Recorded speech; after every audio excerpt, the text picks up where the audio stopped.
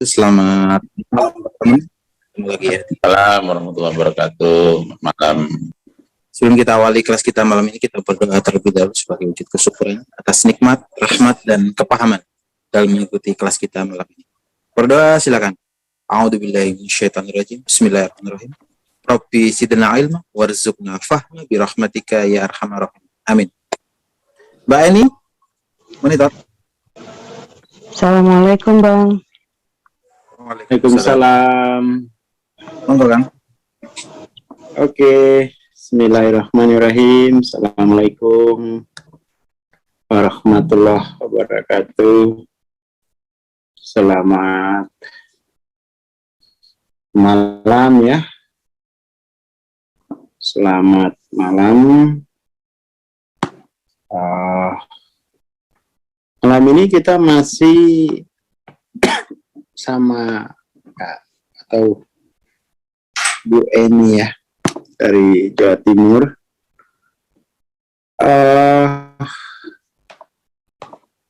Kita lanjutin obrolan kita sebelumnya. Kita memang fokusnya sih selalu fokus ke pengetahuan kesayaan itu ya.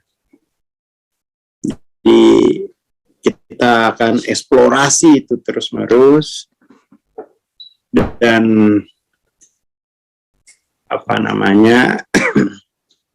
pemahaman akan kesayaan itu pada akhirnya akan membebaskan kita dari posisi sebagai korban di alam semesta ini.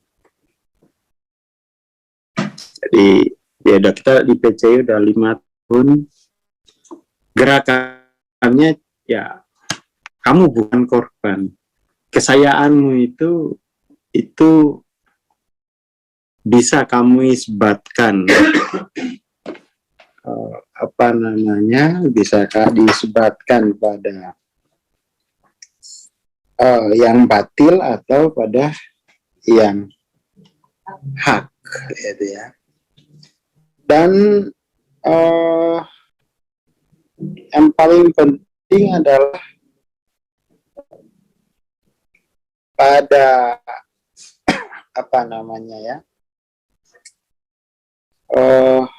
yang paling penting itu jangan lupa gitu ya. Jangan lupa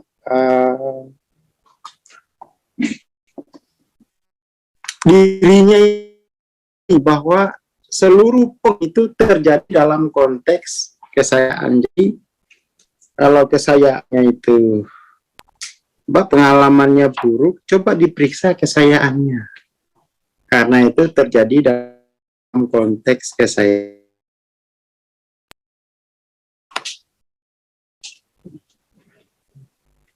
Jadi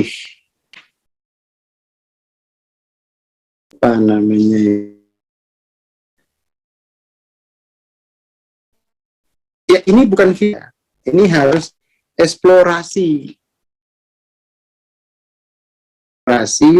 dalam hari-hari. Ketika sakit kepala, ketika sakit gigi, ketika nggak ada duit, ya itu kita harus pegang asas itu deh, ya asas kesayaan, asas radikal subjektif. Selama ini kan kita berpikir nih, ya selalu yang kekurangan tuh kita, ya kita berpikir kita harus meniru cara berpikir orang lain, ya kan? Buku-buku di abad 400 tahun kita selalu dibanjiri cara jeniusnya ini, kita punya cara jenius sendiri-sendiri. Ya kan? Cara jenius kita sendiri-sendiri. Tadi di mana tuh, di lewat chat itu sempat chat sama, jadi di kantor itu ada Mbak Nurul, ada bukuin Mas Haidar. Tiap hari itu kita belajar juga. bahas video gitu ya. Tadi kebetulan ngebahas videonya Gita Wirjawan gitu. Dua videonya Gita Wirjawan, video minggu kemarin wawancara dengan Satguru. Terus tadi saya dikasih linknya Lemban Nurus, wawancara dengan Pak Faiz. Wawancara dengan Satguru dan wawancara dengan Pak Faiz. Ada dua hal ya. Jadi tadi juga saya tulis di di IG saya itu hasil diskusi. Saya melihat ada kecenderungan, jadi Pak Gita bagus mengangkat isunya. Sekarang itu ada pergesekan yang sangat kuat antara jadi institusional dan individualitas. Ada isu itu, institusional dan individualitas. Dan pergesekan ini sepertinya akan dimenangkan oleh individualitas. Lalu ya paling mesos. Kalau dulu kita selalu patuh pada institusi, sekarang itu siapa lo gitu ya. Nah, sepertinya saya melihat itu Pak Gita Wirjawan ada kecemasan bahwa melemahnya institusional membuat orang semakin individualis dan semakin buruk peradaban ini. Isunya gitu. Ketika pemikiran semacam itu disodorkan ke Satguru, dibantah terus. Satguru tidak selalu mengatakan bahwa institusional itu hanya sementara. Yang harus kita lakukan adalah, tapi Satguru kurang begitu dia hanya bilang kita harus mempercepat kesadaran. Enggak, mentransendensikan individualitas ini dari individu yang dualitas ke individu yang non dual. Itu solusinya tuh. Jadi kita nggak perlu cemas dengan mesos, asalkan kita bergerak mentransendensikan individu dari individu dualitas yang senang dengan culture sensing menuju individu non-dualitas, senang dengan tarikan-tarikan yang berbau kemuliaan. Jadi tidak ada yang tidak perlu ditakutkan sebenarnya soal kecenderungan generasi sekarang yang mau meruntuhkan segala institusi. Karena memang institusi ini juga institusi ini sebenarnya kan bukan mesosnya kan persoalannya itu, kontennya. Jadi persoalannya itu bukan mesos, tapi konten yang menyebar itu konten-konten dualitas. Coba kalau konten-konten pengungkapan kebenaran itu kan, ini sebenarnya bukan mesosnya tapi kan kontennya yang jadi soal itu kontennya. Ya kan? Dan kalau kita lihat memang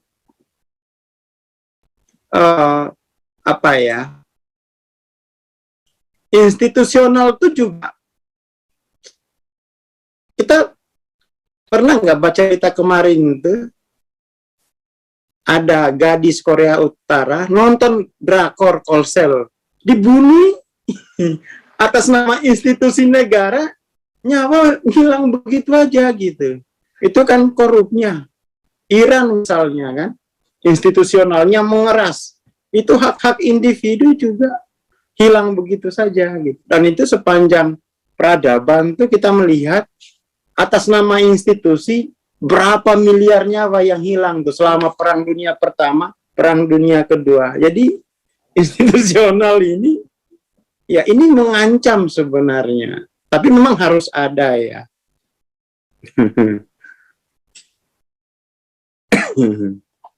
Karena institusi ini sebenarnya siapa sih yang punya hak hidup?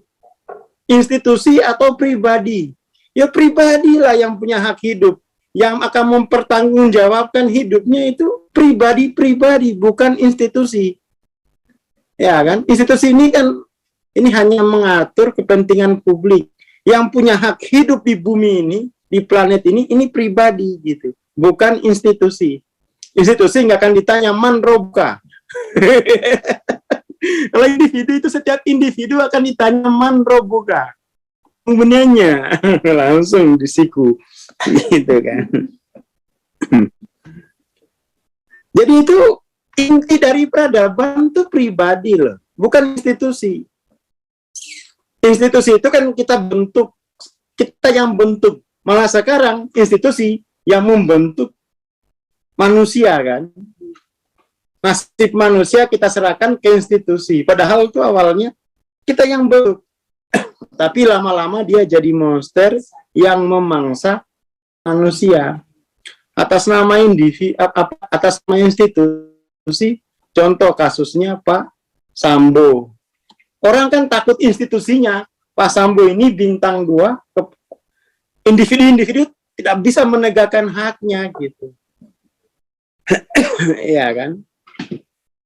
Itu karena kita terlalu memperkuat institusi, melemahkan transendensi individu. Contoh lagi, contoh yang paling nyata, institusi pendidikan. Udah jelas hasilnya pengangguran, tapi kita institusi itu belum punya alternatif, dan setiap bayi yang lahir harus masuk ke situ, dan hasilnya seperti generasi sebelumnya. Jadi kalau kita mengharapkan institusi itu, nggak bisa ini. Tapi memang individunya ini individu yang ditransendensi. Contoh-contoh yang paling nyata bahwa institusi itu tidak bisa diharapkan gitu. Berapa nyawa yang tidak terlayani kemarin zaman COVID, gara-gara kita terlalu mengharapkan penyembuhan itu dari kekuatan institusi. Sia-sia kan banyak meninggal tanpa tertolong oleh institusi. Tapi masyarakat sudah terlanjur menyerahkan seluruh hidupnya ke institusi. Mati sia-sia, tertolak. Ya ini karena kita terlalu bisa melihat inti. Ya kan? Inti dari kehidupan ini kan kesayaan masing-masing. Itu yang paling inti. Tuhan berfirman untuk itu gitu loh. Institusi itu relatif, boleh ada, boleh tidak ada. Relatif saja, itu kan kebutuhan bersama. Tetapi bahwa yang paling inti itu adalah individu. Tuhan menciptakan semua ini untuk si kesayaan itu. Bukan untuk institusi. Institusinya boleh apa aja, tapi Tuhan yang akan manggil itu, ya ayuhan nafsul mutmainah, kembali pribadi yang sudah tentrem, yang sudah mengisbatkan kesayangannya pada aku yang mutlak, kembali ke saya ya. Bukan, wahai kantor KUA, enggak ada begitu. Ya, pada akhirnya kita melihat institusi itu, kita selalu akhirnya itu selalu memikirkan kepemimpinan. Enggak, udah.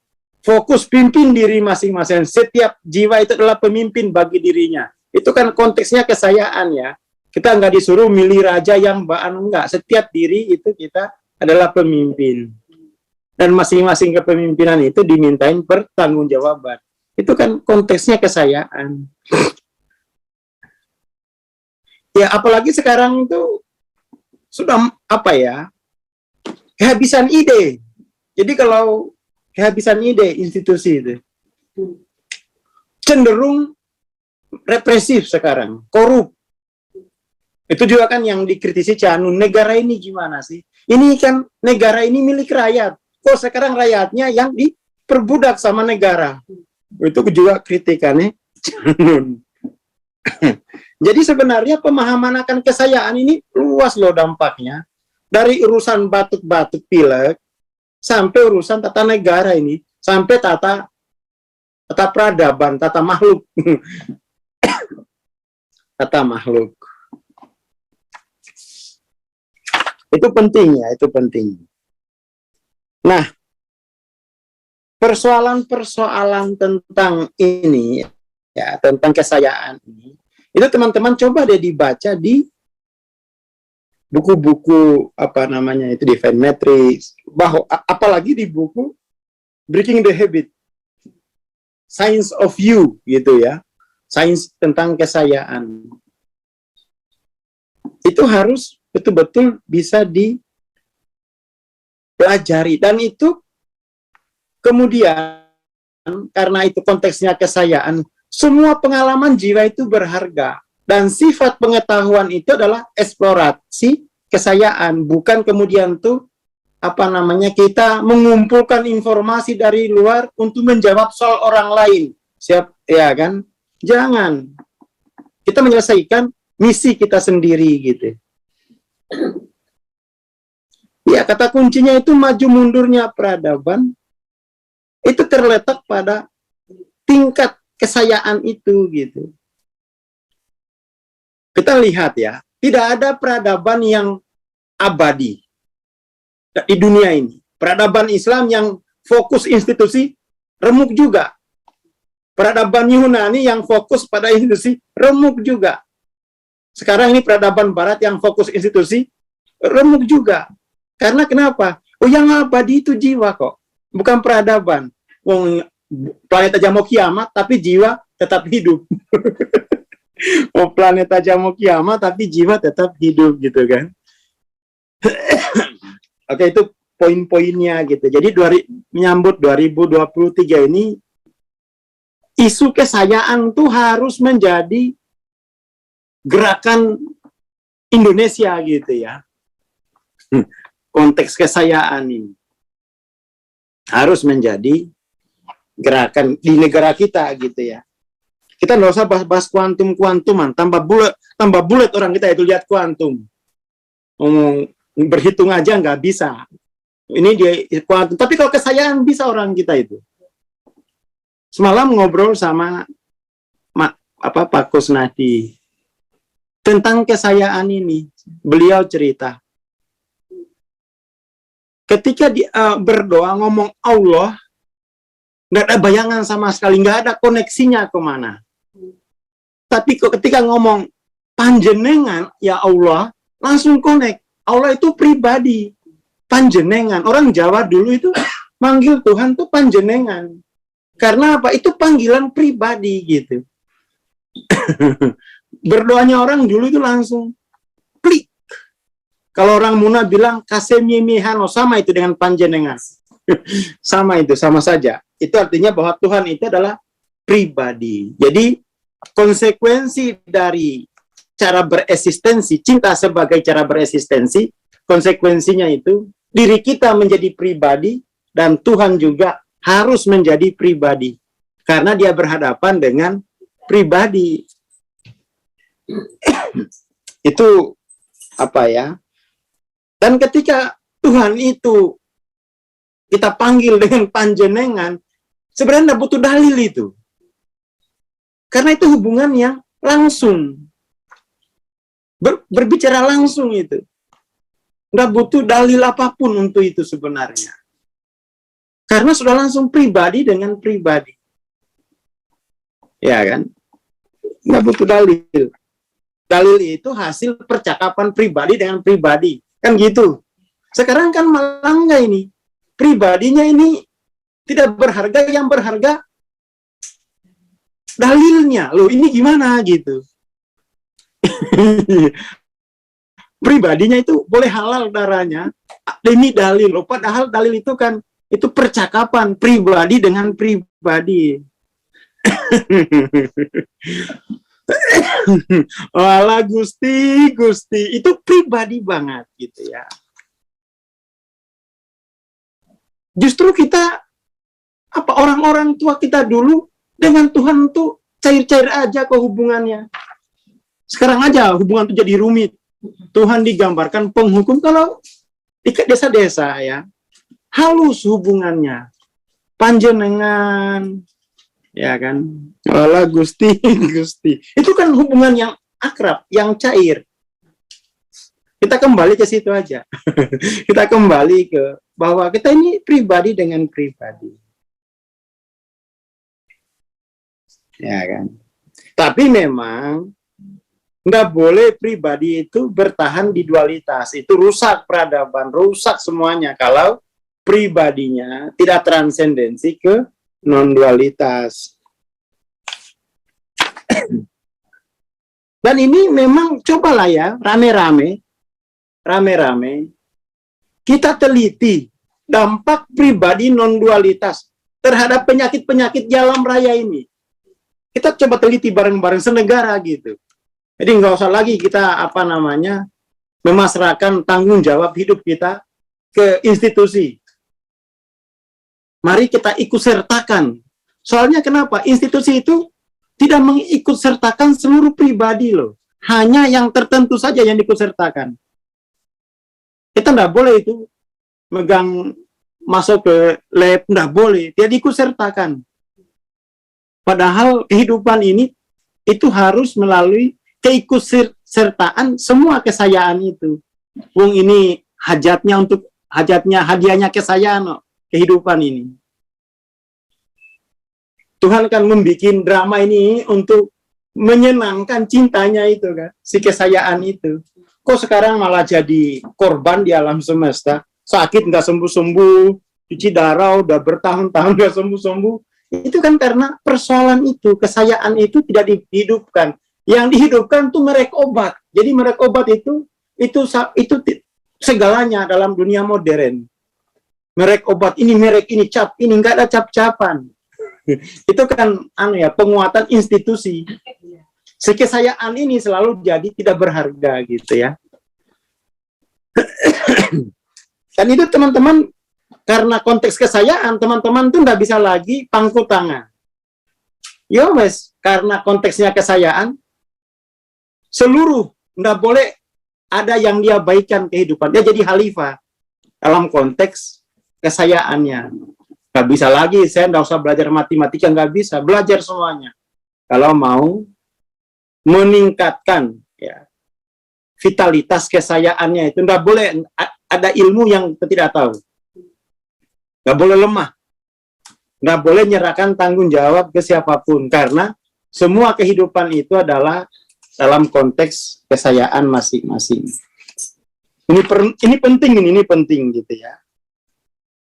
Ini penting. Nah, poin-poin yang paling penting itu di dalam bab kesayaan ini, yang pertama itu harus mastering dalam hal menafikan barang batil. Nah, itu harus. Melalui nafsaninya, dia belajar menafikan semua yang batil. Harus mastering. Harus mastering. Yang kedua, dia harus mengenali semua pribadi-pribadi tinggi, higher self. Sifat-sifat robnya itu, dia harus tahu alamatnya di mana. Harus tahu alamatnya. Kalau nggak bisa lagi melepas tanggung jawab, nggak bisa. Ya, sakit itu adalah indikasi adanya teralienasinya kesayaan gitu ya. Seperti itu. Jadi ini ya, itu penting.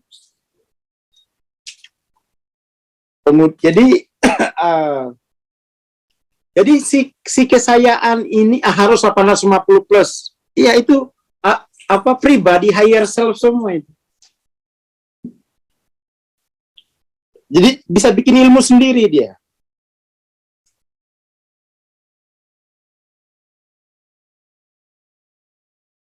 Seperti itu. Jadi ilmunya itu kesadaran langsungnya dan bersifat subjektif. Bukan kesadaran yang sifatnya perolehan langsung, kesadaran langsung. Kesadaran langsung dan subjektif. Seperti itu.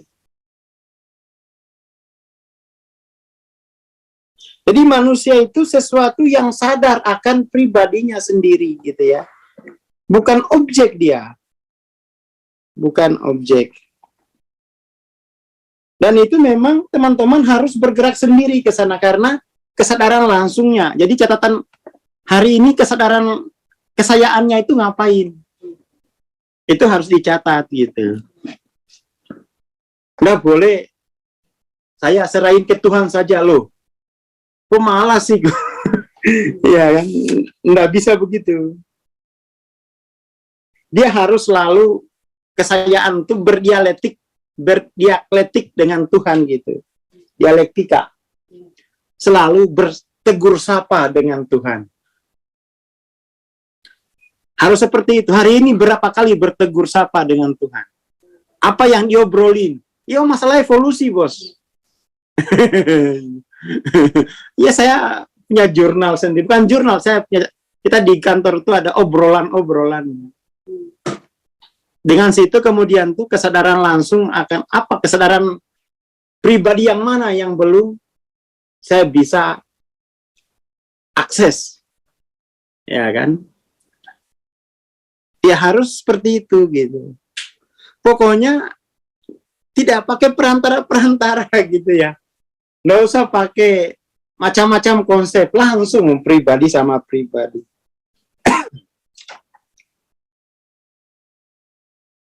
Seperti itu.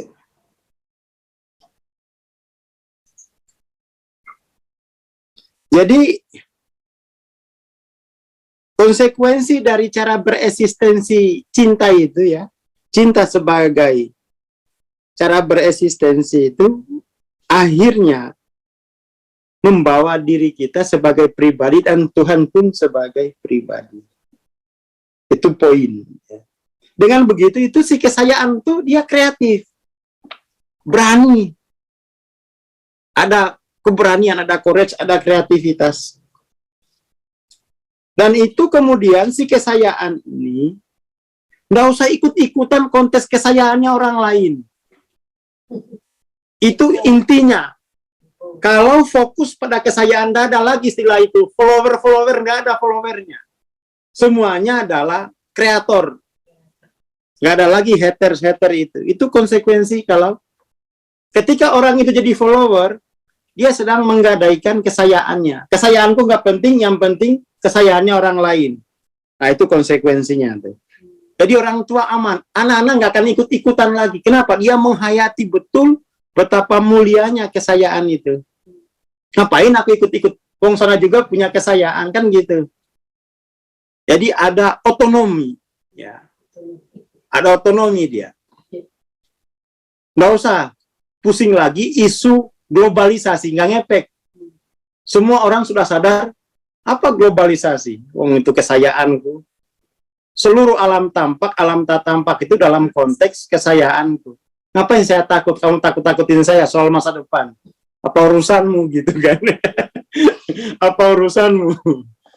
Akhirnya semua jiwa setara di alam raya ini. Ya kan? Semua jiwa setara. Dia hanya boleh tunduk pada robnya jiwa itu kan. Dia hanya boleh tunduk pada robnya. Seperti itu. Itu yang paling pokok ya. Dan ini memang yang paling harus diilmui ya. Itu derajat kesayaannya gitu ya. Yang ini nih.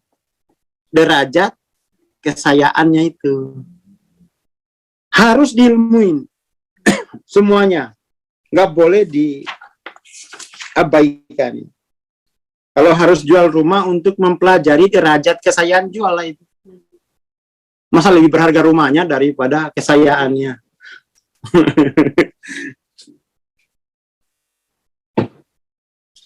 Seperti itu. Ada saya itu paling suka dengan puisi-puisinya Iqbal. Puisinya Iqbal bilang, Iqbal itu seorang filsuf ya, dari Pakistan.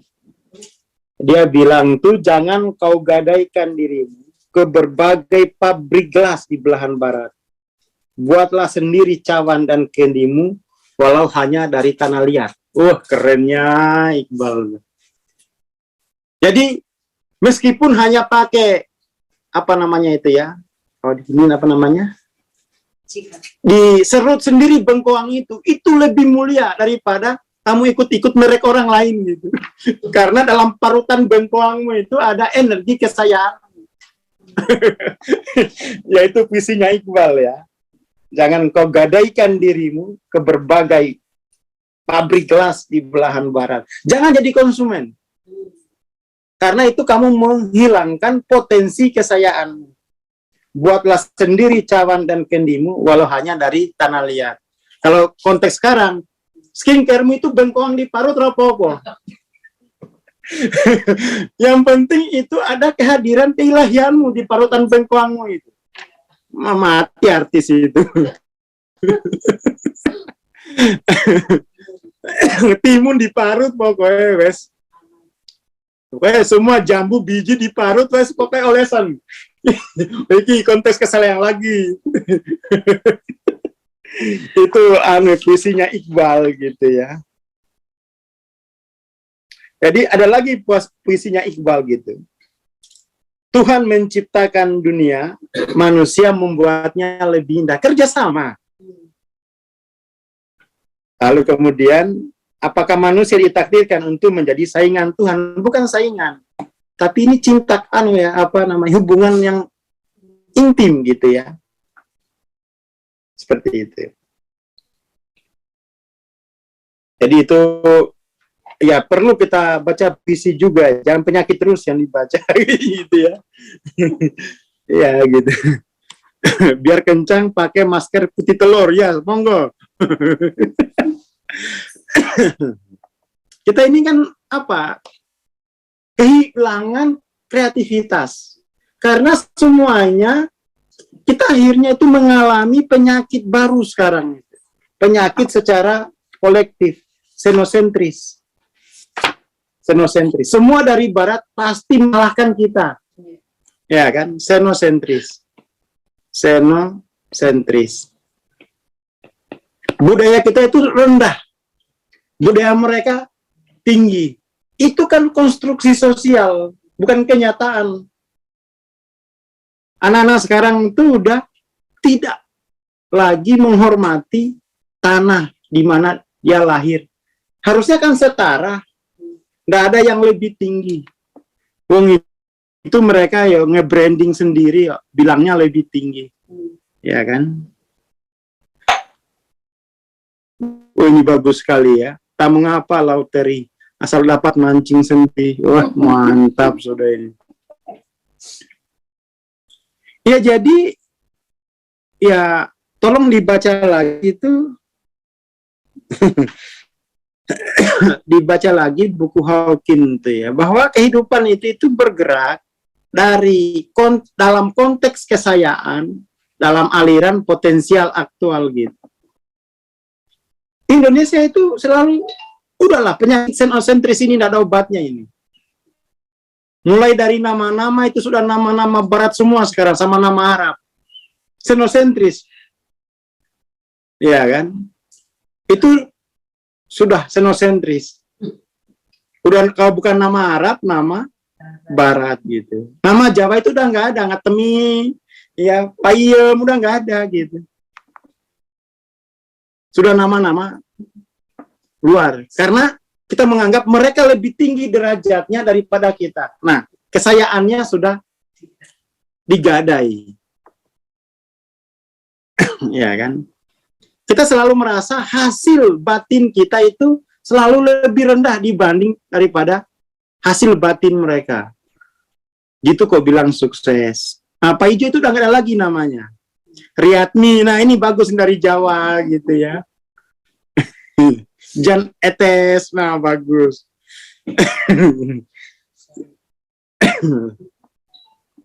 Ya itu kita nggak boleh xenocentris gitu.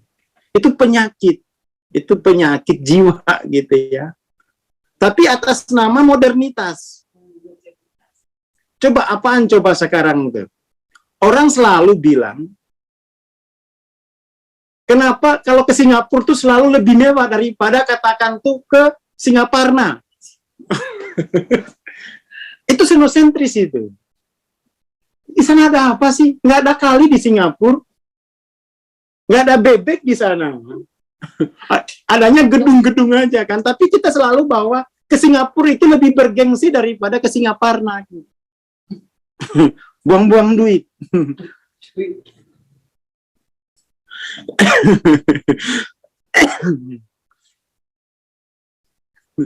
Adanya ikan yang kencing lewat mulut. Astagfirullah. Ke Singaraja. Jadi kita itu sudah didoktrin untuk bahwa bumi Allah yang di sana lebih mulia daripada yang di sini. Bayangin coba. Ya kan? Saking segitunya. Jadi kalau dari Singapura tuh merasa di-upload macam-macam. Tapi kalau dari Bantul, wah enggak. Sembunyiin.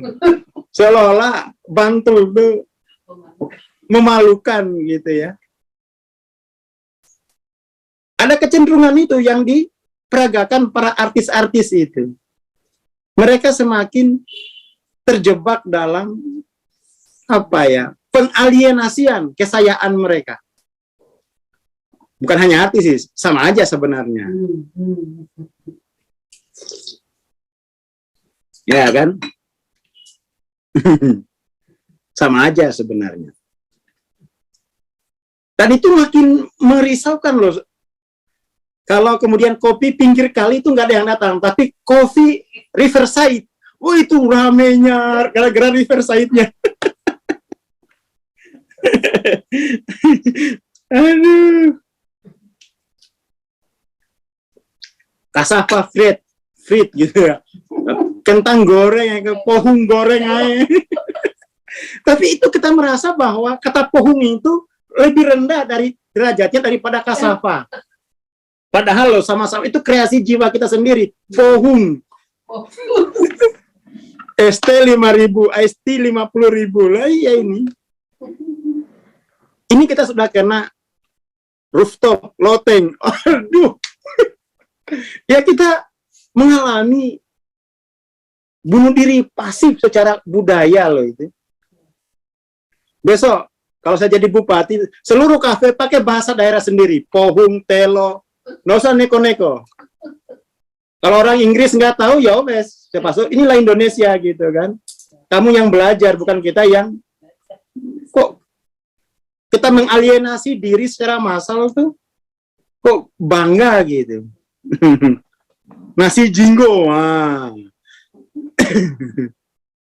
Iya kan. Toko Alfamart lebih disukai daripada toko Al-Fatihah.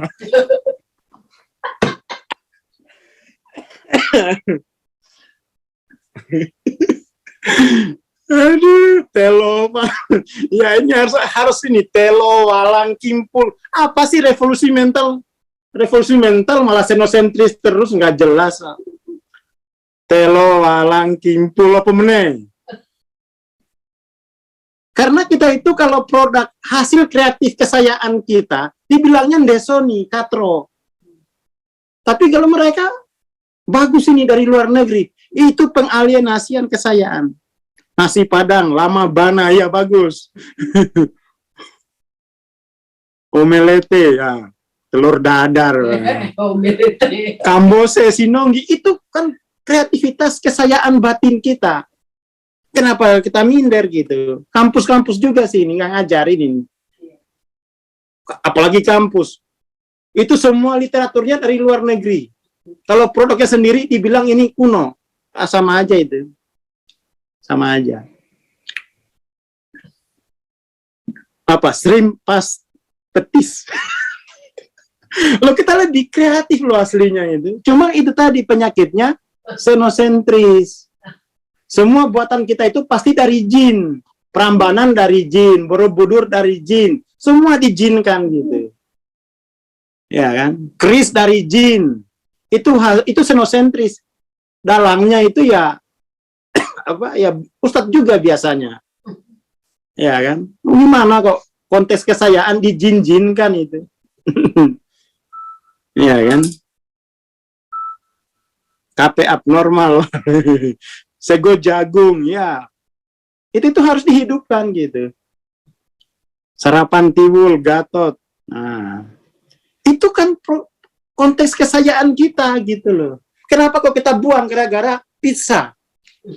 Apa pizza? Lebih enak sayur bening.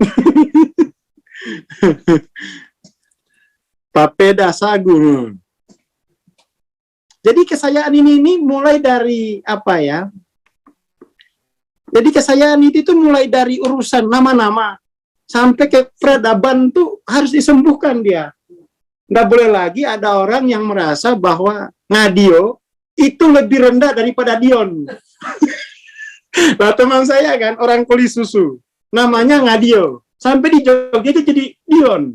Loh, kenapa jadi Dion gitu? Kenapa mana nganya gitu? Gak enak kata didengar Ngadio.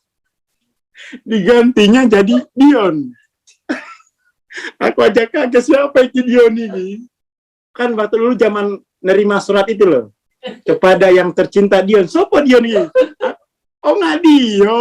Astagfirullah. Hilangannya.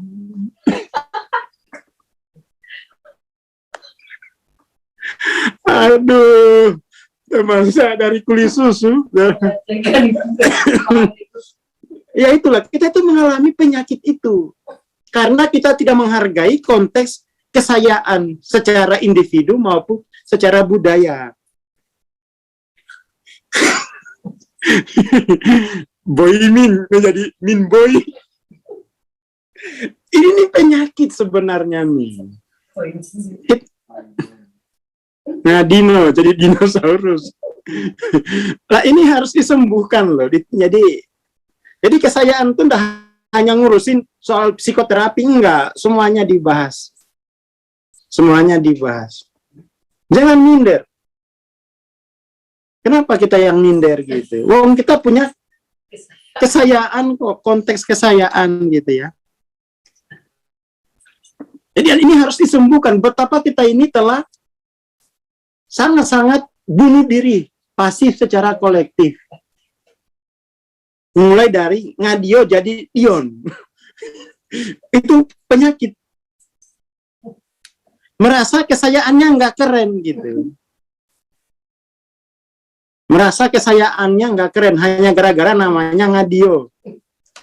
Ya kan? Ini penyakit dan itu ya kita mengalami itu semua gitu.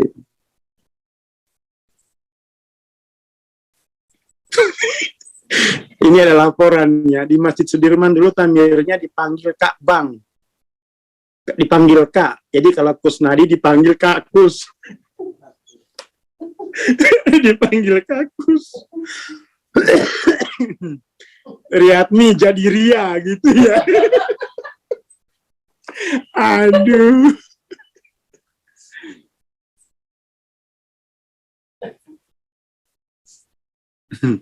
Di Bali waitress kalau ada yang datang bule dikasih salam halus sobat.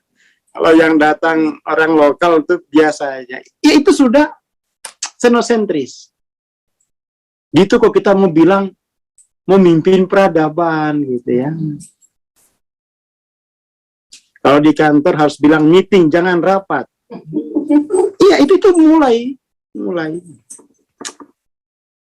Itu penyakit dimulai dari kesayaan itu teralienasi.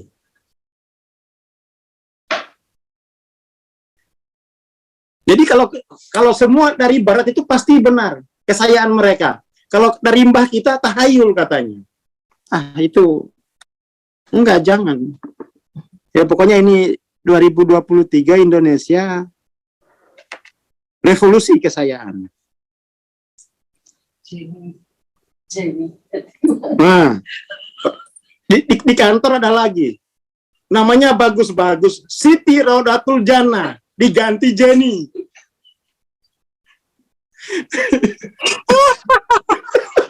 Self-awareness ya kesayaan itu bahasa Jawa nih. Self-awareness aku data ganti ya. Kesayaan, wes. Di kantor itu bagus benar namanya. Siti Rodatul Jannah. Kok bisa jadi Jenny itu loh.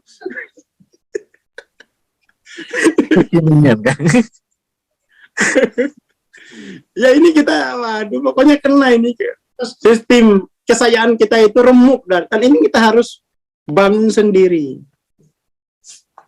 Ada kecenderungan yang masif gitu ya. Jadi yang indah itu Singapura, Amerika, Tokyo gitu kan. Enggak dong. Gunung Kidul itu bagi saya indah.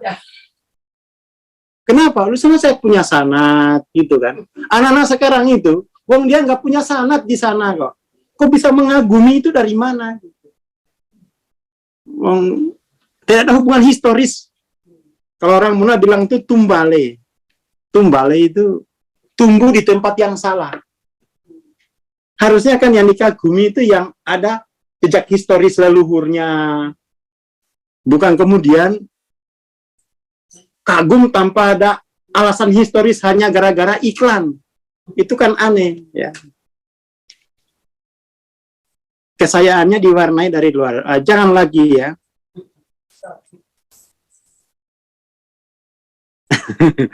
Oke, itu dulu ya malam ini. Jadi bahas kesayaannya ini pada tingkat kultural ya.